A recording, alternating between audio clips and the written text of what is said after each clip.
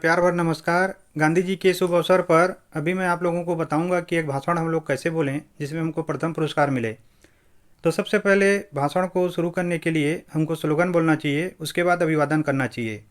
तो जैसे स्लोगन में आप बोलिएगा कि जब तक सूरज चांद रहेगा गांधी जी के अहिंसा का नाम रहेगा। जब तक सूरज चांद रहेगा गांधी जी के अहिंसा का नाम रहेगा। उसके बाद आप सबको सम्मान देना शुरू करेंगे। आदरणीय प्राचार्य महोदय अगर प्राचार्य है तो, अगर प्रधानाचार्य हैं तो प्रधानाचार्य, या प्रिंसिपल है तो प्रिंसिपल, उनको संबोधन करना है। कोई मुख्य अतिथि आए हुए हैं तो उनको संबोधन करना है। उसके बाद आपको शुरू करना है कि सभी आदरणीय सभागण को मेरा प्रणाम। आज गांधी जयंती का अत्यंत महत्वपूर्ण दिवस है जिसपे हम लोग एकत्रित हुए हैं। इस अवसर पे दो शब्द कहने की अनुमति देने के लिए मैं आप सब लोगों का हृदय से धन्यवाद देता हूँ।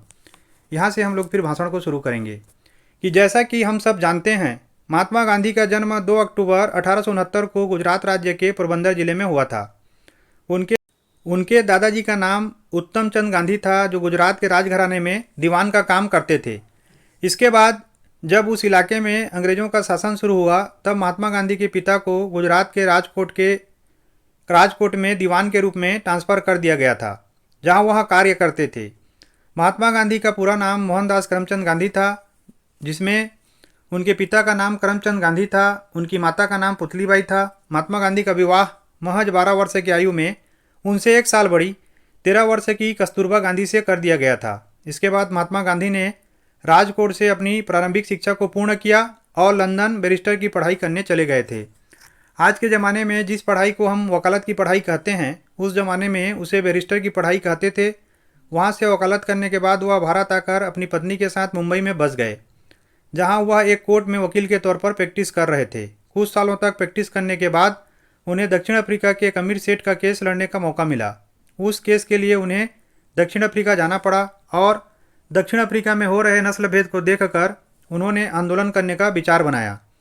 दक्षिण अफ्रीका में सत्याग्रह आंदोलन इतना सफल हुआ कि पहली बार भारतीय देश के किसी व्यक्ति के दबाव में आकर अंग्रेज सरकार को अपने कानून में बदलाव करना पड़ा था।